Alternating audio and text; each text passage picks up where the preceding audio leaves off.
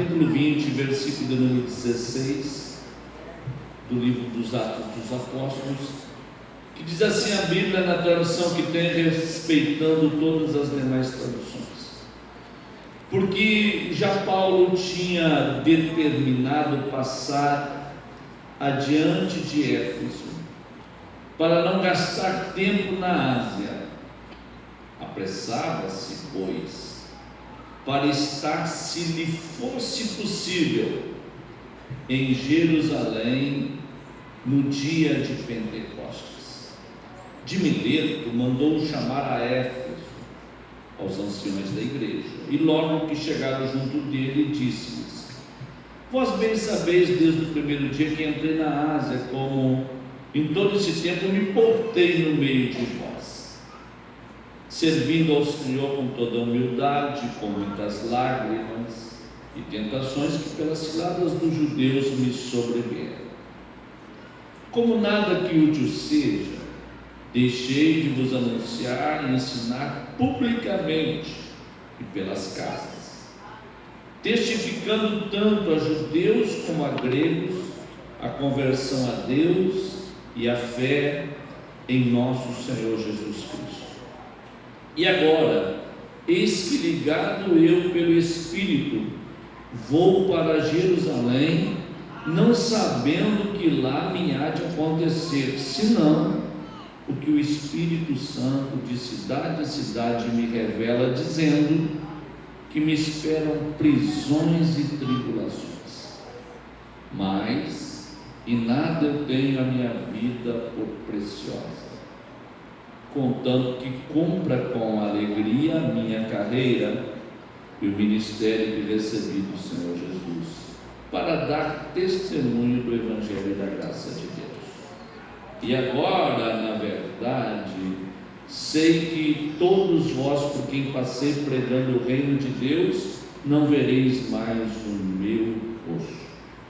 Portanto, no dia de hoje vos protesto que estou limpo do sangue de todos, porque nunca deixei de vos anunciar todo o conselho de Deus. Olhai, pois, por vós e o rebanho sobre que o Espírito Santo vos constituiu bispos para apacentardes a igreja de Deus, que Ele resgatou com seu próprio sangue. Amém, queridos? Queremos estar assentados por gentileza. Meus irmãos, chamando-lhes a atenção para o texto que agora acabamos de ler, nós vamos observar que Paulo, na sua terceira viagem missionária, ele tem por propósito do seu coração usar da pressa para chegar em Jerusalém, se lhe fora possível, para o dia de Pentecostes. Quando nós observamos o desejo do coração do apóstolo, nós vimos que Paulo estava com desejo dentro da sua alma de cumprir uma missão estabelecida pelo próprio Deus. Quando eu falo de um homem escolhido, eu penso que nós devemos respeitar a escolha do Senhor. Deus, ele age por critérios, e Deus estabelece a sua própria vontade na terra. Nós não temos poder para mudar um minuto sequer no curso da nossa vida, mas parece que Deus trata uns de uma maneira e outros de outra maneira. Por exemplo, o profeta Elias, ele não quer mais fazer a obra de Deus. Ele sai debaixo de um pé de zimbro e, na força de uma comida e de uma bebida, ele caminha 40 dias, 40 noites e chega no alto do Monte Horebe e entra para dentro de uma caverna. Eu ouvi um certo pregador falando que Deus tirou Elias da cinza do pé de zimbro, onde ele pedia a morte, e levou ele para o alto do Monte Horebe. E o pregador falou: olha, Deus não quer te ver na cinza, Deus quer te colocar na parte superior. Só que Elias, quando chegou no alto do Monte Horebe, ele entrou para dentro de uma caverna. Ele não quis mais fazer a obra de Deus. Ele aplicou 5 desculpas, para não dizer 5 mentiras, ao Senhor, quando o próprio Deus desceu na porta da caverna e perguntou: o que tu fazes aqui, Elias?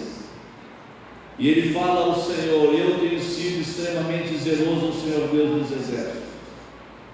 Os filhos de Israel deixaram a tua aliança e derrubaram os teus altares, mataram os teus profetas ao fio da espada, e somente eu restei.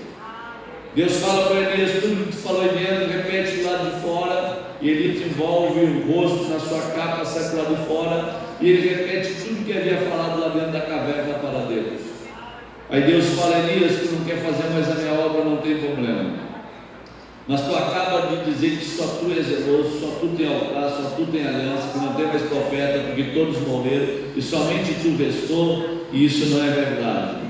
Eu, o Senhor dos exércitos, ainda tenho 7.000 joelhos anônimos, que estão escondidos no meio da nação, que não apareceram ainda. Eu os escondi, mas no meu momento eu os farei aparecer. Mas se tu não quer fazer minha obra, não tem problema, Elias. Eu já escolhi alguém para colocar no teu lugar. O Eliseu vai assumir o teu lugar, vai vir com uma ambição espiritual maior do que a tua, vai querer porção dobrada. Tu vai lá, unge ele, vai lá, unge um rei na Síria, um rei em Israel, e eu te tiro de cena. E eu defendo a seguinte ideia: que Elias não quis mais e Deus respeitou. Não quer fazer mais, eu coloco outro no teu lugar. Agora, o critério que Deus usou para Elias não foi o mesmo que ele usou para Jonas. Deus fala para Jonas: vai à grande cidade de Nínive. Jonas pega e fala: estou indo para lá. Aí quando ele desce no porto de Jope, em vez de ir para Nínive, ele pega um navio para fugir de Deus. Ele vai na direção de Tarsis, e ele entra dentro daquela embarcação, vai para o porão do navio. Aí Deus olha do céu e Deus coloca como desejo no seu coração de não abrir mão de Jonas. Eu, se eu fosse Deus, eu abriria mão de Jonas para servir de missão para a igreja do século 21. Em vez de mandar uma baleia, eu mandaria um tubarão branco para visitar o Jonas. Porque o Jonas foi para dentro do porão do navio. Quando ele ouviu a voz de Deus, Deus tinha um problema: Nínive. Quando ele passou a ouvir a voz do Senhor, Deus passou a ter 2 problemas: Nínive e Jonas. Nínive não deu trabalho para Deus.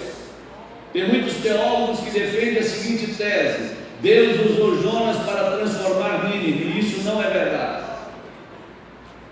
Não é verdade. Nínive ouviu a voz de Deus e um dia todos se arrependeram, até os animais jejuaram. Jonas ouviu a voz de Deus e um dia deu um problemão para Deus.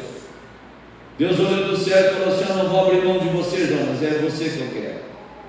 E por amor a Jonas, Deus mexeu com o mar Mediterrâneo, Deus mexeu com a carga do navio, Deus mexeu com os marinheiros, Deus mexeu com as correntes marítimas, Deus mexeu com as correntes de vento, Deus mexeu com o grande peixe. Jonas no casco do navio, dormindo e fugindo de Deus, e o grande peixe no casco do navio, acompanhando onde a embarcação ia, o grande peixe ia atrás. Jonas desobedecendo, o grande peixe obedecendo.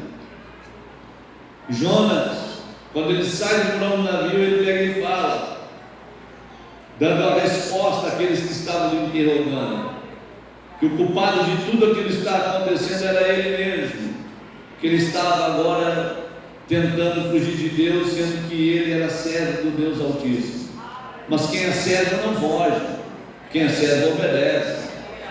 Quem é servo não cria problema para terceiros. Quem é servo é chamado para resolver o problema. E ele está dentro pede a morte. Ele pega e fala: me lance no mar, que o problema vai acabar. Quando lança ele no mar, o grande peixe vem e engole a Jonas. Aí parece que eu vejo Deus olhando do céu e dizendo assim: olha, tu tentou fugir de embarcação, mas agora eu vou te levar do submarino. E tu tentando fugir, tu pagou a conta, mas agora que tu se jogou no mar, eu vou assumir todos os teus compromissos, vou te dar um banho de alga marinha na tua cabeça, vou fazer um culto contigo na profundeza dos oceanos, tu vai clamar, tu vai orar. Jonas deu um trabalhão para Deus. Quando o grande peixe vomitou a Jonas na beira da praia, Jonas passou por Nínive, profetizando: um juízo vai vir. E quando ele termina com a sua profecia, ele vai para o alto do monte, olha para Nínive e fala: Deus, mata eles agora. Aí Deus não mata nem o ninivita, mas mata o pé de abóbora que estava servindo como sombra para Jonas. Aí Jonas fala para Deus: agora tu pode me matar eu. Aí Deus pega e fala para ele: por que tu quer que eu te mate? Ele falou: porque tu matou o pé de abóbora. Aí Deus fala para ele: tu sente compaixão no pé de abóbora que tu não plantou, não deu crescimento, não foi tu que colocou ele aí. Mas tu não sente compaixão de 120 mil homens que desde que ouviram a minha voz estão clamando por arrependimento. E eles têm um problema, eles não sabem discernir entre a mão direita e a mão esquerda. E tu, que desde o primeiro dia que eu falei contigo, tu está me dando um problema extraordinário. Nínive ouviu a voz de Deus em um dia e todos foram transformados. Jonas ouviu a voz de Deus em um dia e deu um problemão para Deus. Não foi Jonas que foi usado para transformar Nínive, foi Deus que usou Nínive para transformar o coração de Jonas. Porque Jonas era profeta, mas estava no altar sem misericórdia. Jonas era profeta, mas não tinha compaixão. Jonas era profeta, mas era irado e revoltado. Jonas era profeta, mas não tinha visão do céu e não conhecia o caminho da misericórdia. E Deus usa Nínive para transformar o coração de um profeta truculento, de um profeta problemático. Tem pessoas que infelizmente Deus trata desta maneira. Faz como fez com Elias. Tu não quer fazer mais a minha obra? Não tem problema, já levantei alguém para colocar no teu lugar. E tem pessoas que estão me ouvindo falar aqui nesta noite que Deus manda eu te dizer: eu já estou cansado de falar contigo, as minhas palavras já se esgotaram acerca do que eu projetei para a tua vida, mas se tu não quiser, a partir desta convenção, já estou preparando outro para colocar no teu lugar. Tem pessoas que estão me ouvindo falar aqui que tu pode fazer o que tu quiser dentro do reino. Deus olha do céu e fala: eu não vou abrir mão de você. Eu vou mexer com o oceano, eu mexo com carga de navio, eu mexo com pé de abóbora, eu mexo com grande peixe, com corrente marítima. Eu viro esse planeta do avesso, mas eu não abro mão da tua vida para você que eu quero.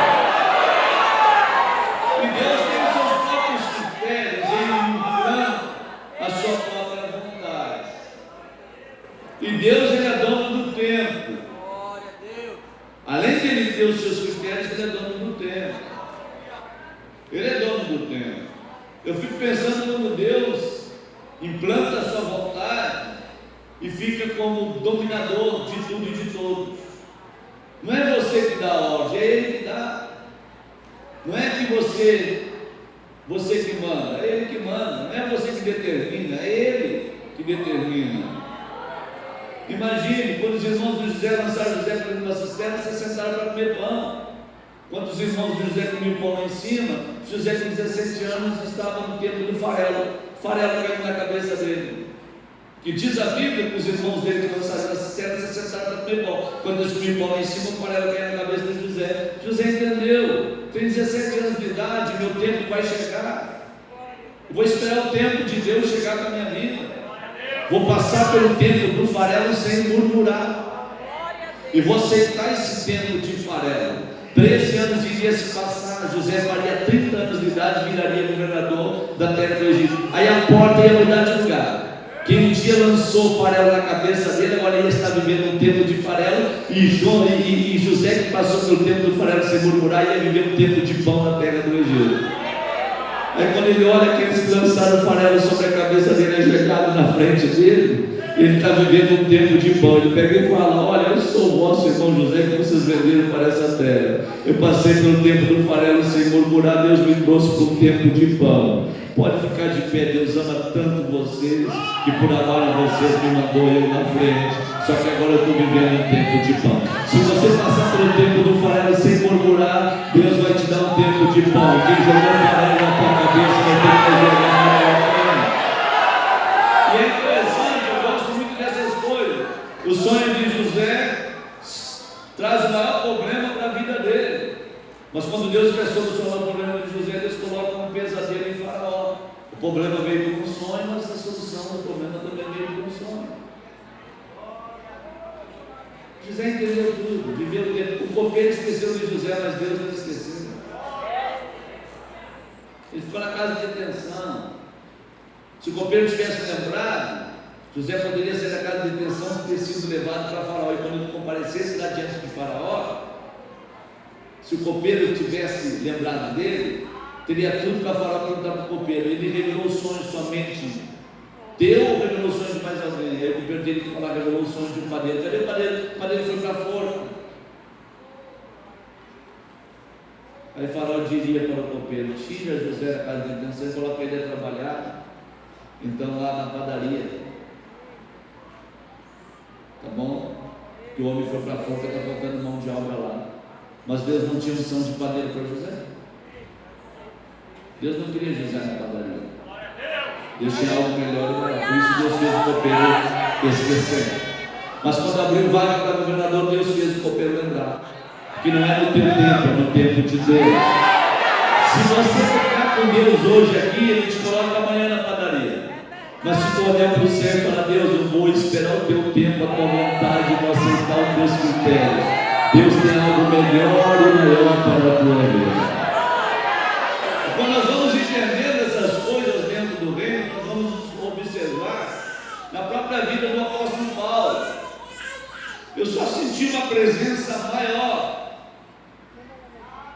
na minha vida em viagens internacionais, fora do túmulo de Jesus, foi quando eu fui em Roma e pedi para que alguém me levasse lá onde Paulo esteve hospedado, quando ele ali esteve em Roma. E depois fui até o local onde o apóstolo Paulo foi decapitado. Quando cheguei lá e vi o local onde o apóstolo foi decapitado, onde caiu a sua cabeça, abriu-se 3 vertentes de água, o lugar na pedra, uma espécie de uma casa de detenção, lugar frio, gelado.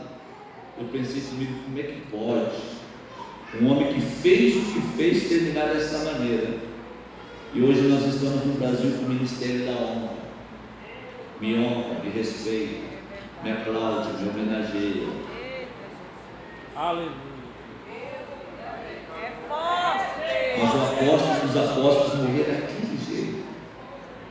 Quando eu estou lá observando o ambiente, aí eu olho lá umas escritas na parede. Eu falei para o guia: o que está escrito aí na parede? Ele falou: aqui está escrito em grego, hebraico e aramaico: combati um bom combate,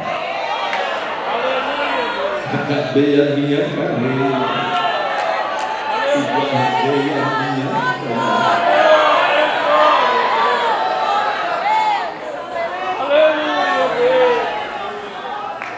Oh meu Deus, eu me senti tão longe, tão distante. Eu chamo a atenção de vocês para tudo isso por conta de quê? Porque o texto que agora nós acabamos de ler nos mostra que ele tem pressa para chegar em Jerusalém. Mas nos versículos que nós vimos a seguir, nós lemos, a Bíblia nos mostra que ele mesmo professa para os anciões da igreja de Éfeso: eu estou indo para Jerusalém, mas por onde eu passo, os profetas me avisam que quando eu chegar lá eu vou ser preso. Como que um homem vai ter pressa para chegar num ambiente onde ele vai ser preso e a porta vai se fechar? Se eu sei que retornando a Porto Alegre nessa madrugada, descendo lá no aeroporto, eu vou preso, eu não vou querer ir de avião, vou querer ir a pé. Mas Paulo, sabendo que chegando lá ele vai ser preso e as portas vão se fechar, ele tem pressa, ele quer chegar lá.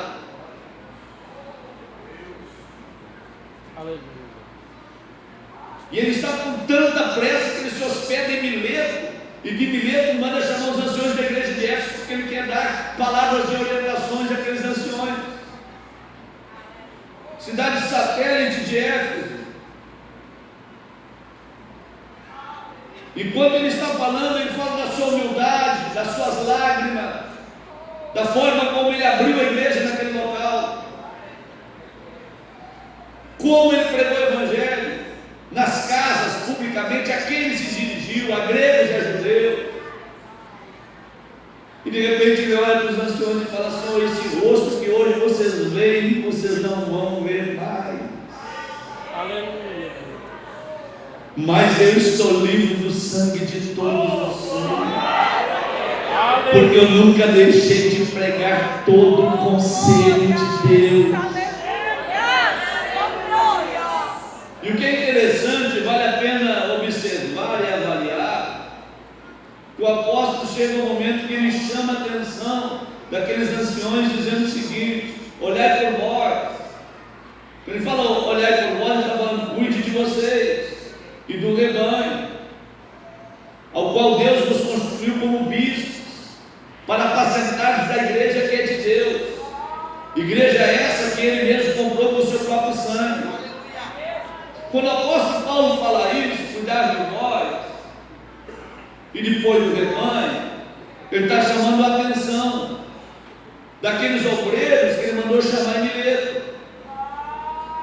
O que é interessante é que a igreja primitiva, se nós observar a história da igreja primitiva, nós vamos ver que a igreja primitiva, ela se blindava entre si. Eles tinham cuidado dessa vida espiritual que nós temos, essa vida de terceiro andar, essa vida de poder de Deus, de glória de Deus. Mas eles também tinham um cuidado pessoal de um para com o outro. Se vocês observar, Paulo escrevendo a Timóteo, ele fala: meu filho Timóteo, não despreza o dom de Deus que é em ti, dom esse que foi imposto pela imposição das minhas mãos. Tu não despreza esse dom que Deus te deu. Sabe o que Paulo estava falando para Timóteo? Isso aqui é andar de cima, isso aqui é terceiro andar. Tu tem dom, tu tem chamada, Deus te escolheu, Deus te deu a autoridade. Eu não quero que tu despreze isso. Viva essa dimensão espiritual, Timóteo. Só que se você observar os conselhos de Paulo para Timóteo, ali um pouco ele para e fala assim: meu filho Timóteo, tu não deixa de tomar o vinho misturado com água, porque eu estou preocupado contigo por conta das tuas frequentes enfermidades que tu tem no teu estômago. Sabe o que é isso? É vida natural, vida pessoal, é o dia a dia. Só que nós, como bons assembleanos, nós gostamos do terceiro andar. Quando Deus nos traz para o primeiro andar, nós nos sentimos constrangidos. Se você não sabe, fique sabendo nesta noite: você é aquilo que você consome. O reflexo da tua vida espiritual é aquilo que você consome no teu dia a dia. Você sabia que a morte entrou pela boca? E a vida também entra pela boca?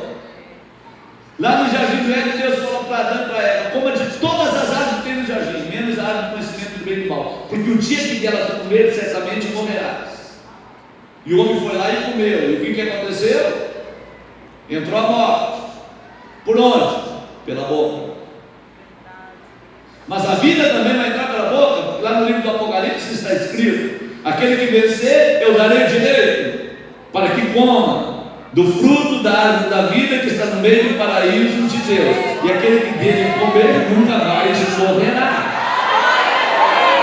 Então a vida entra pela boca, a morte também entra pela boca. E hoje nós temos a capacidade de querer ganhar o mundo para Jesus, quando nós não cuidamos de nós mesmos.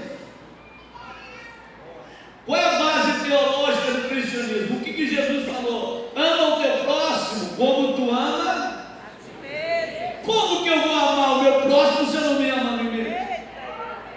está contra a teologia de Jesus. Se vocês observarem na Bíblia, vocês vão ver que quando o profeta Abacuque ele profetiza que lá em Babilônia haveria um avivamento no meio dos anos, e ele clama diante de Deus, dizendo: Senhor, aviva a tua obra no meio dos anos, e no meio dos anos tu torna ela notificada, tu notifica ela, tu mostra ela. Ele profetizou sobre o avivamento dentro de Babilônia, mas na terceira leva que 10.000 jovens são levados para dentro de Babilônia, dos 10.000, 4 jovens se preservaram: Sadraque, Mesaque e Abednego no campo de concentração, e Daniel dentro do palácio. Ele sabia que no meio dos anos Deus iria procurar alguém para usar para promover um grande avivamento. Mas Deus não ia procurar capengo, doente, enfermo. Não, Deus ia buscar alguém que tivesse condições de cumprir com a missão. E os garotos, quando chegaram em Babilônia, eles sabendo disso, que um dia Deus ia procurar alguém para usar, quando veio os manjares para a mesa, eles falaram: não, desses manjares aí não. Nós estamos com o pé dentro de Babilônia, mas a nossa mente está no céu. Quando Deus descer aqui e procurar alguém para usar, nós vamos estar preparados. Nós vamos estar preparados, porque Deus trabalha em parceria. Deus trabalha em parceria conosco. Tu faz a tua parte, Deus vai fazer a parte dele. Quando Nabucodonosor abre a porta da fornalha e manda jogar os 3 garotos, eles tinham feito a parte deles. Nabucodonosor pega e fala: vai lá ver como é que está o negócio dentro da fornalha. Quando alguém vai lá e diz assim: não tem 3 lá, tem 4. Eles fizeram a parte deles, agora chegou o avivamento. Deus procurou alguém, encontrou alguém para usar debaixo do seu poder, da sua autoridade. Daniel lançado dentro da cova dos leões, e os leões dormem. E Daniel dorme de babar a juba dos leões. E os árabes descobriram há 4 anos atrás que o pelo da juba do leão contém uma fibra que ajuda a tirar o estresse. E lá na Arábia Saudita, em Dubai, estão vendendo travesseiro feito de pelo de juba de leão por $1.200. Daniel, há 500 anos antes de Cristo, já sabia disso e dormiu a noite toda enquanto perdeu o sono, porque ele estava preparado para aquele momento. E observe a vida de Daniel: passou pelos 3 impérios, Nabucodonosor, Belsazar e Dario, porque tinha saúde para isso, fez a parte dele. Deus olhou no céu e também fez a sua parte. Tem pessoas que querem ganhar o mundo todo, mas não se cuidam, não fazem a sua parte. É como o sacerdote ali, a arca da aliança é levada, os filhos são mortos no campo de batalha. Quando chega a notícia, alguém pega e fala: teus filhos morreram, a arca foi levada. Ele se joga na cadeira para trás, e quando ele cai, ele quebra o pescoço. Causa do óbito qual era? Que estava muito gordo. Se tivesse magrinho, tinha dado um giro no ar e tinha caído de pé. Mas como ele não fez a parte dele, Deus também não pode fazer a parte dele.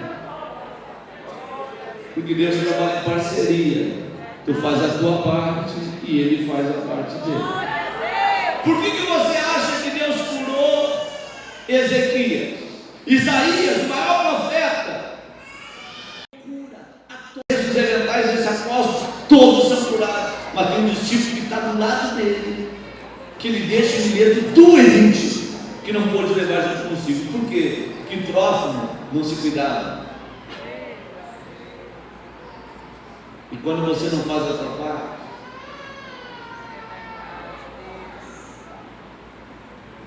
um pastor lá no Rio Grande do Sul chamado José, muito amigo meu, eu chamei ele para pregar na nossa igreja.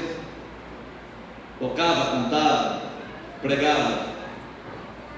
Quando ele saiu para atender a agenda comigo, a esposa dele ligou e falou assim: pastor, estou lhe ligando por conta do José. O José está com problema de diabetes muito sério. A doutora não liberou ele para sair para lugar nenhum.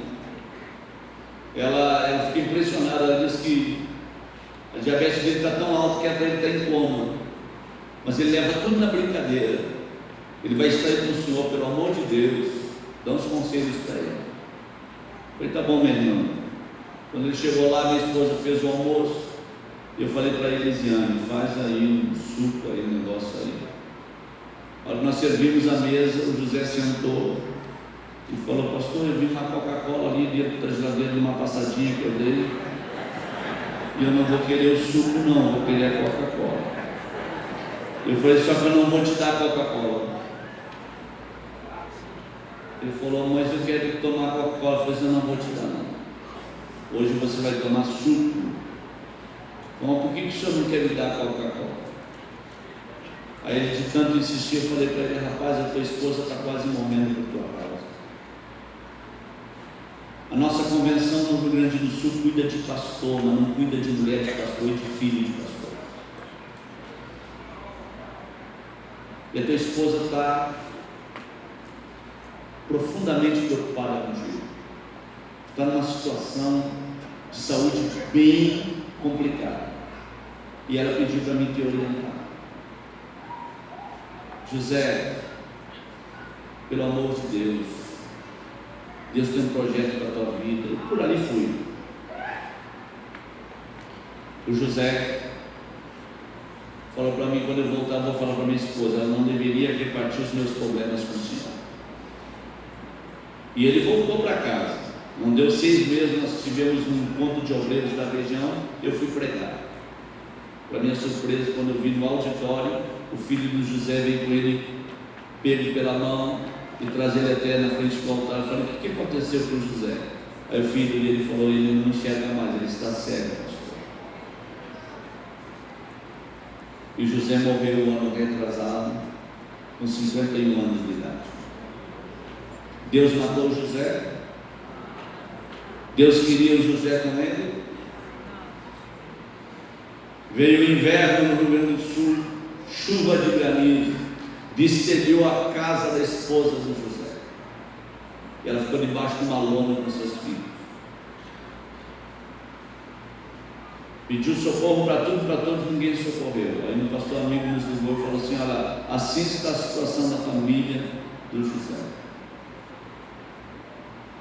Nós reunimos entre alguns obreiros para pelear a casa da esposa do José, porque a convenção cuida do pastor, mas não cuida da esposa do pastor e dos filhos do pastor. Com 3 meses, colocaram um outro obreiro no lugar dele, e 3 meses de aluguel para a esposa, e agora ela se vira. Nós fomos lá, aquela mulher chorando debaixo de uma lona, por um homem irresponsável,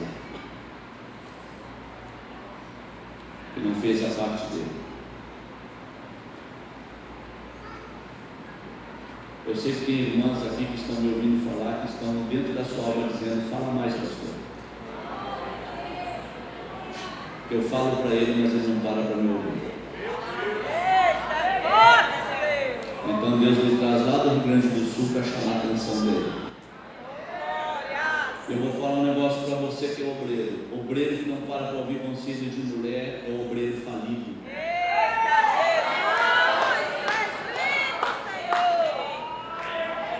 Porque a mulher tem visão de 360 graus e te coloca uns grauzinhos a mais. Mas o homem tem visão túnel, o homem não enxerga nada. O mal está na tua volta, tu não enxergou, mas a tua esposa está sofrendo, orando por você, esperando que apareça um profeta para mudar a tua história e o rumo da tua vida. Quem está entendendo esta linguagem pode abrir a boca para falar. Se vocês não sabem, fiquem sabendo, existe uma predisposição genética, e quem fala isso é a ciência. O meu pai morreu quando eu tinha 5 anos de idade com 4 tipos de câncer. Até os meus 70 anos de idade, a ciência diz que eu tenho uma predisposição genética para também contrair o câncer, por conta dessa predisposição genética do meu pai. Por conta disso, eu estou sempre me cuidando, fazendo exames e me protegendo. As mulheres, se você não sabe, fique sabendo. As mulheres até os 65 anos de idade têm uma predisposição genética para herdar doença da mãe ou do pai. Se a tua mãe morreu de problema cardíaco, abre os teus olhos.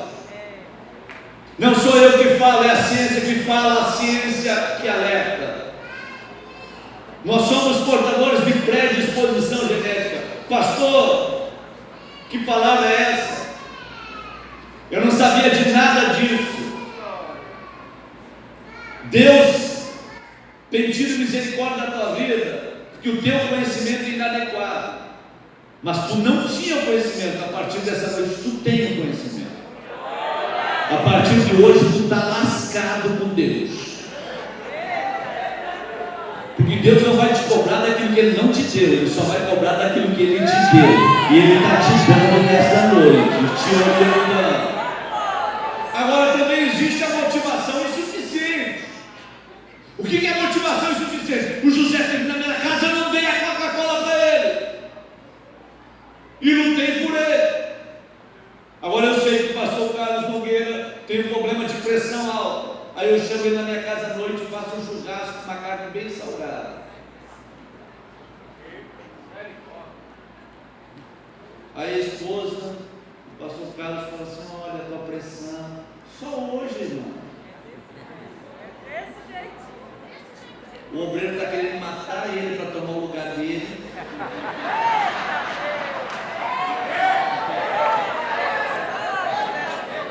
Mas está com problema de diabetes. Mas é só hoje um docinho, é um pudim. Não dá nada, pastor, não dá nada. E os obreiros do campo se comunicam, como está com diabetes, é doce em cima de doce. Porque não são agentes da vida, são agentes da morte. Não são motivadores do bem, são motivadores do mal. Mas Deus te trouxe aqui nessa noite. E Deus está abrindo as janelas do céu para te dizer que se tu fizer parte dele, Deus está pronto para fazer o que lhe cabe. Quem está entendendo essa linguagem pode.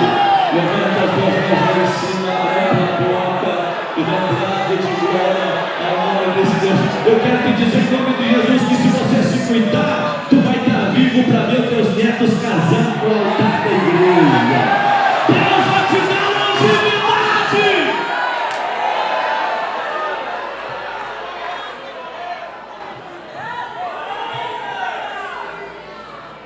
Então cuide da tua saúde. Eu quero ganhar o mundo todo. Mas não cuida de si mesmo. Aí, para subir a escadaria do templo, quando chega lá, parece que o coração está saindo na garganta.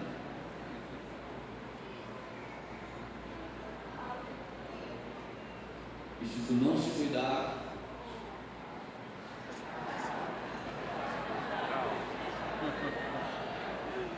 e eu falo para as irmãs lá da igreja: se o teu esposo seguir na linha que ele está, tu deixa ele ir. Em 3 meses eu estou fazendo o teu casamento. E nós vamos orar, Deus vai te dar um homem mais bonito do que esse que tu tem. Menos rebelde do que ele, para cuidar melhor de ti do que ele cuida, tá bom? Que nós estamos lutando por ele, ele não faz a parte dele. Quer ir? Então vai.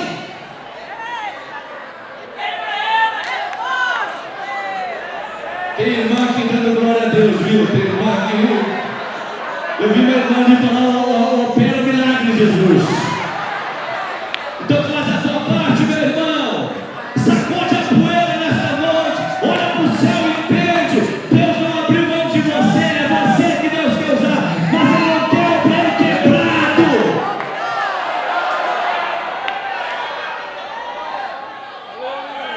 Primeiro cuidado, cuida da tua saúde. Segundo cuidado, cuida da tua casa, da tua família.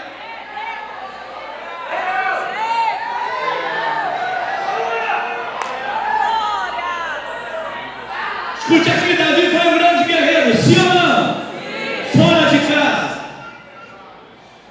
Dentro de casa, Aminon, filho de Davi, violentou Tamar, filha de Davi. Absalão, filho de Davi, matou Aminon, filho de Davi. Salomão, filho de Davi, matou Adonias, filho de Davi. Absalão pegou as mulheres de Davi e teve relacionamentos sexuais com elas nas tendas, à luz do dia, para todo Israel ver, para envergonhar Que Davi foi um grande guerreiro fora de casa, dentro de casa. Eita, Jesus maravilhoso. Foi um problema.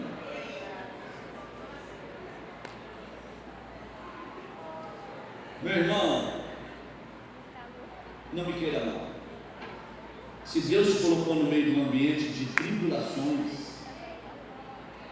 tu fica tranquilo. Se tu está dentro da vontade de Deus, tribulação nenhuma vai conseguir te parar.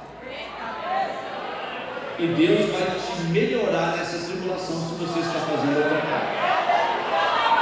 Noé entrou para a tribulação do dilúvio. Quem que ele colocou para dentro da arca? A família, sim ou não? E durante a turbulência do dilúvio, quando terminou o dilúvio, a arca foi para onde? Na parte mais alta ou na parte mais baixa? Na parte mais? Porque ele fez a parte dele e colocou a família. Infelizmente, nós temos que falar isso. Infelizmente, Paulo ele reclama 3 vezes do diabo em todas as suas epístolas. Agora, do mau obreiro e do falso irmão, ele reclama em todas as epístolas. É verdade. O mau obreiro é pior do que o diabo.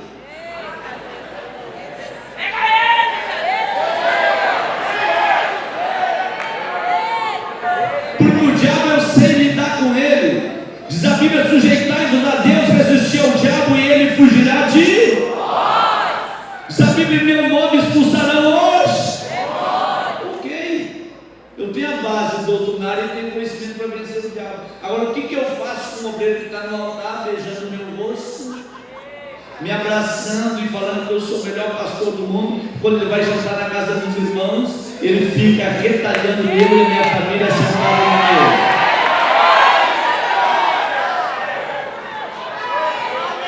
No culto de Santa Ceia, no nosso campo, veio um obreiro e me deu um beijo no rosto e falou: eu lhe amo.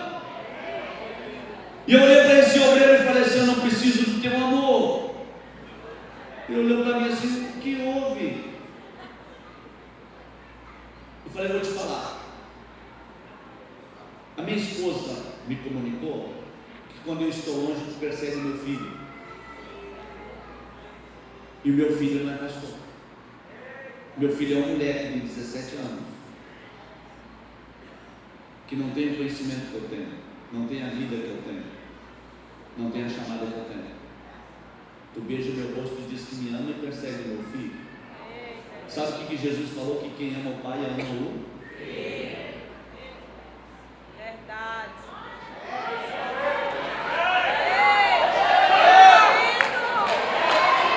Tu vem beijar o meu rosto e vai perseguir o meu filho? Não preciso do teu amor.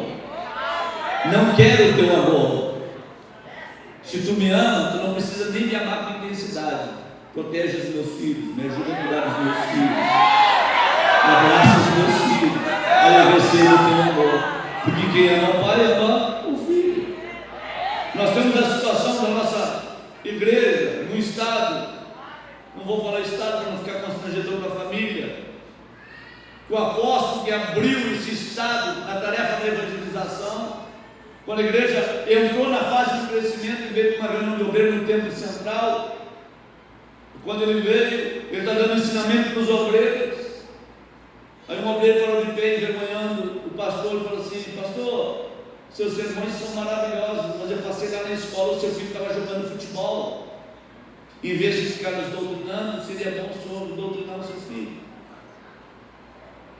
Eu preguei nos 100 anos da Assembleia de Deus no Brasil, e o filho desse pastor que abriu a Assembleia de Deus desse estado me procurou e pediu oração, que a mãe dele tinha morrido, o pai dele tinha morrido, e ele ficou com o coração dele ferido por conta dessa situação, porque o pai, quando saiu da reunião do obreiro, voltou para cá, quando chegou em casa, no descontrole emocional, falou para a esposa: cadê o filho? Está no quarto do fundo. Ele foi lá e pegou um chicote, um rebenque, como nós falamos lá no sul. Chamou o menino e falou: tu me fizeste passar uma vergonha e tu nunca mais vai me fazer passar vergonha. Começou a bater no moleque. Bateu tanto que a mãe foi lá e falou assim: chega de bater nele, ele já está disciplinado. À noite, culto de Santa Ceia, ele pegou a esposa e falou: vamos para o culto, eu não vou levar ele para a Santa Ceia. E a esposa falou que faz bem não levar ele, porque ele está bem machucado.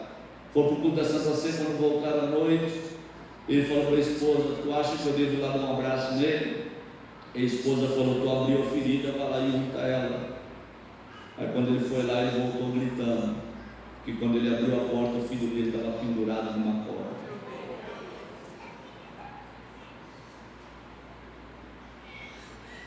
Tem uma geração de Ziba. Davi lembra da casa de Saul e Jonatas, e pega e fala: eu quero usar de misericórdia para com a casa de Saul por amor de Jonatas. Davi tinha tomado Jerusalém dos jebuseus e tinha sido afrontado porque o rei dos jebuseus falou: se tu tentar tomar a cidade de nós, até os cegos aleijados tu coloca para correr da cidade. E Davi toma Jerusalém dos jebuseus e manda matar tudo que é cego e aleijado. Coloca uma placa na entrada da cidade, proibido entrar cego e aleijado. Quando Davi assume as 12 tribos, ele lembra de Jonatas lá no deserto, falando: o meu pai não te aceita, mas tu vai ser rei dessa nação. Quando tu for rei, lembra de mim e lembra da minha casa. Quando Davi está sentado no trono, ele lembra de Jonatas e pega e fala: tem alguém da casa de Saul que por amor de Jonatas eu possa usar para com ele de misericórdia? Aí o Ziba, um obreiro mau, para de pé e fala: tem está lá em Lodebar. A palavra do rei não pode voltar atrás. O rei falou, tem que cumprir. O rei tomou a cidade de Jerusalém dos jebuseus, mandou matar tudo que é cego e aleijado e proibiu que aleijado entrasse na cidade. Só que esse que está lá em Lodebar, ele é aleijado nos pés. Aí Davi se assenta no trono, lembra de Jonatas, para de pé e fala por amor a Jonatas: tira a placa da entrada da cidade e traz o Mefibosete, e ninguém senta à mesa até que ele esteja sentado. Mas o mau obreiro queria lascar com o Mefibosete. Davi vai numa guerra e quando ele volta, Ziba vai ao encontro, ele pergunta: cadê o Mefibosete? O Ziba pega e fala: ele disse que não ia para a guerra contigo. A ira de Davi se acende e fala: cadê o Mefibosete? Quando chama o Mefibosete: por que tu não quis ir para a guerra comigo? Aí Mefibosete pega e fala: esqueceste o rei, que eu sou aleijado dos meus pés. Não tinha um sequer que me colocasse em cima do jumento para mim ir para a guerra com o rei. Mas enquanto o rei foi, a minha alma ficou aqui, intercedendo pela vida do rei. Enquanto o mau obreiro tentava lascar, o Deus do céu abria as janelas do céu e operava milagres. Quem está entendendo esta linguagem pode levanta as duas mãos lá em cima, abre a mão. Da tua casa quem cuidará é Deus.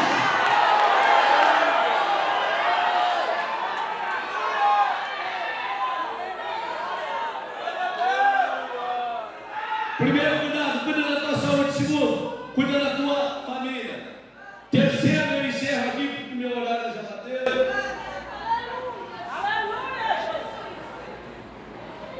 Cuida da presença do Espírito Santo na tua vida.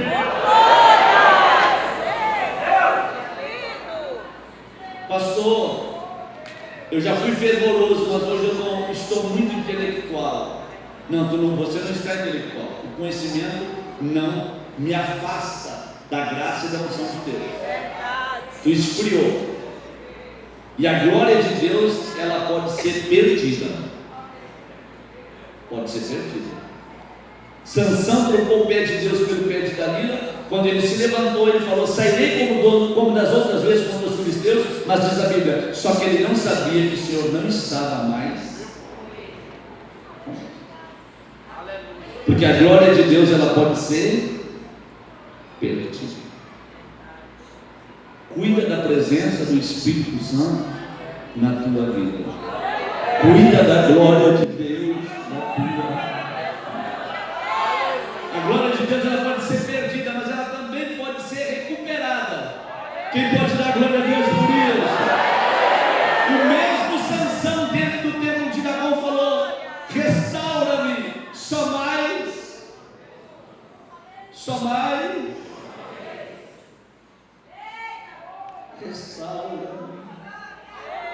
só mais.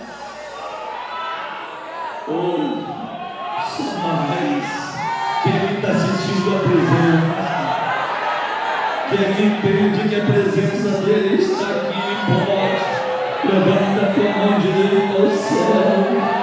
Abre a tua boca e fala para o inferno ouvir. A glória de Deus será recuperada. A glória de Deus vai ser perdida, recuperada e repartida. E repartida, pronto. Escute aqui. Salomão, escrevendo Eclesiastes, falou: de tudo que recebeste, reparta com 7 até com 8. De tudo que recebeste, reparta até com 7 até com 8. Escute aqui. Que o conceito de fé desse estado seja transformado pelo poder de Deus. Deus vai mandar uma unção para o estado do Piauí, que vocês não vão precisar pedir mais nada para ninguém no Brasil. Deus vai dar uma unção para vocês que vocês vão receber e vão ter para repartir. Quem recebe essa palavra pode abrir a boca para dar glória ao nome desse Deus.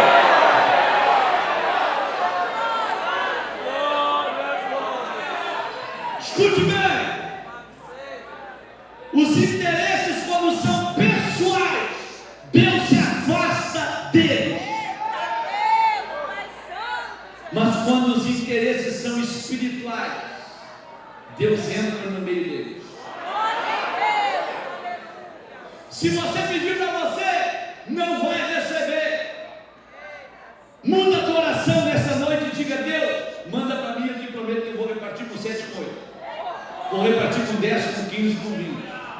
Vou te dar um exemplo. Os lenços regatais do apóstolo Paulo levaram aos enfermos, eles eram curados de toda sorte de enfermidade. Sim ou não? Sim. Paulo repartindo com os outros. A resposta é na hora. Mas quando Paulo deixa de repartir com os outros, ele vai pedir para ele. E ele chega diante de Deus e pega e fala: Deus, agora não é para os outros, agora é para mim. Eu tenho espinho na minha carne, tira ele. E Paulo orou 3 vezes a Deus. Deus tirou o espinho. Quando o desejo é pessoal, mas quando é para repartir,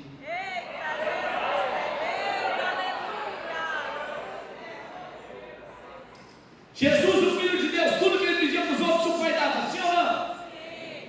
Orou na frente da tumba de Lázaro, morto de 4 dias. Pai, graças te dou porque tu sempre me ouve, tu sempre me ouve. A ti te digo: Lázaro, sai para fora. E morto de 4 dias, sai para fora. Jesus repartindo com os outros. Agora quer ver como é que é? Agora não é com os outros, agora é para ele. Jesus entra no jardim de Getsemane e fala: Pai, agora não é com os outros, agora é para mim. Se possível, afasta de mim esse cálice. O Pai afastou? Não. Eita glória. Quer saber o que é pedir para repartir? Ter para repartir? Receber de Deus para repartir? Moisés para na frente do Mar Vermelho, atrás vem o exército do Faraó. Na frente está o Mar Vermelho. Moisés olha para o céu e fala: Deus, atrás vem o exército do Faraó. Vocês acham que Deus não tinha visto que o exército do Faraó vinha atrás? Na frente está o mar. Em outras palavras, Deus pega e fala: Moisés, o que tu queres que eu faça? Aí Moisés fala para Deus: abre o mar. Para quem tu quer que eu abra o mar? Para o teu povo passar. Se ele falar: abre o mar, eu vou salvar minha pele, o mar não me abrir. Mas ele pediu para repartir. Abre o mar e o teu povo vai passar. Aí Deus olha para Moisés e fala: o que tu tens na tua mão, Moisés? Uma vara. Então fere o mar, Moisés. Pediu para repartir na hora. O mar vai abrindo, passa com a irmã Miriam e canta o hino da vitória do outro lado. Pediu para repartir na hora. Quer ver o que é pedir para repartir? A irmã entra dentro do templo e fala: Deus, dá-me um filho. Deus pega e fala para ela: para quem que quer um filho? Ela pega e fala: não é para mim. Não é para mim. É para a tua casa. Sacerdote vive na cadeira para o travesseiro, a lâmpada está se apagando, ele não coloca azeite na lamparina. Tua palavra é rara, as visões não são frequentes, filhos indisciplinados, não tem mais profeta, não tem mais a tua voz, não tem mais a tua graça, não tem mais a tua glória. Eu vou ser a barriga de aluguel, coloca o filho aqui dentro, mas ele não é meu. Eu vou entregar dentro da tua casa para que se levante profeta, juiz e sacerdote. Pediu para repartir na hora. Levanta as duas mãos lá em cima, por gentileza. Abre essa boca. E eu quero falar na autoridade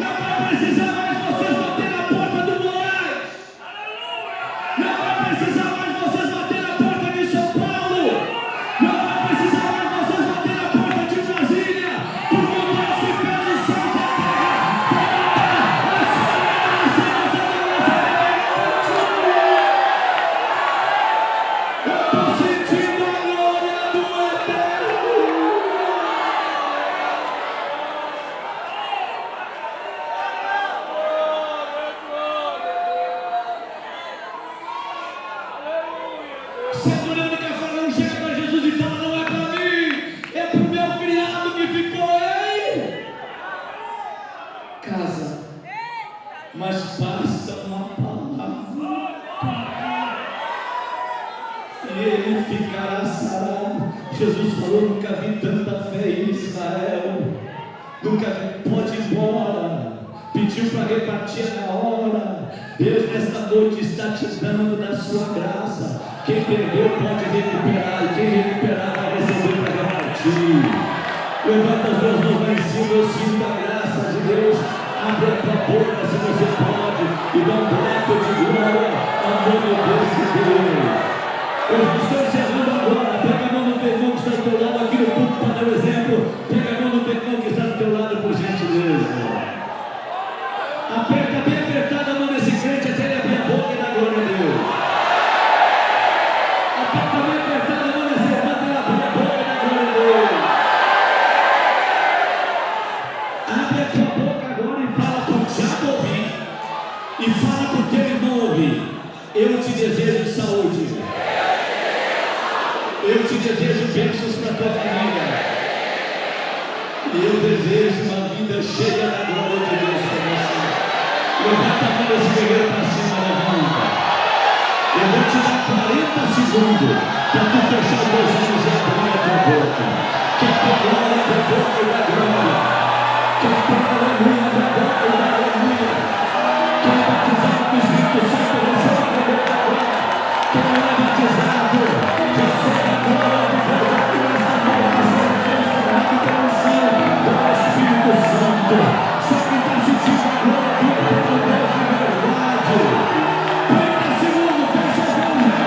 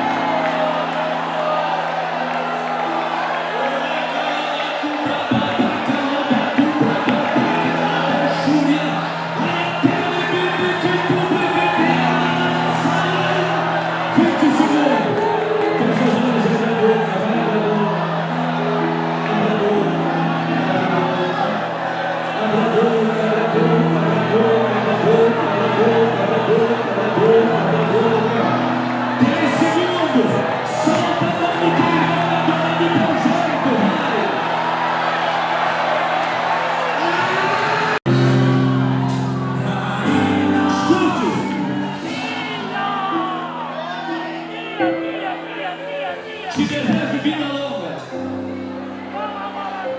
Te desejo bênçãos para toda a tua casa. Quando tu voltares para a tua cidade, tu vai encontrar um filho diferente. Te desejo uma vida cheia da glória de Deus. Abrace uma, duas, três pessoas na tua volta e diga para esta pessoa: te desejo saúde, bênção para a tua família e glória de Deus sobre a tua vida. Faça isso, faça isso, faça isso.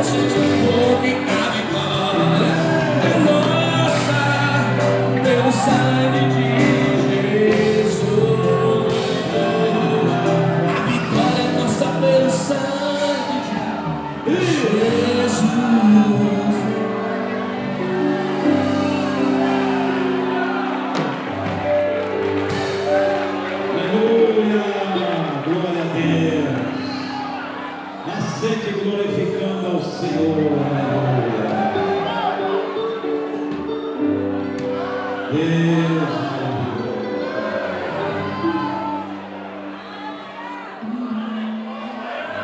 Queridos irmãos, desde o mês de fevereiro, eu e alguns obreiros estamos fazendo vigília vigília toda segunda-feira. E Deus toda segunda-feira tem falado sobre o avivamento no Piauí.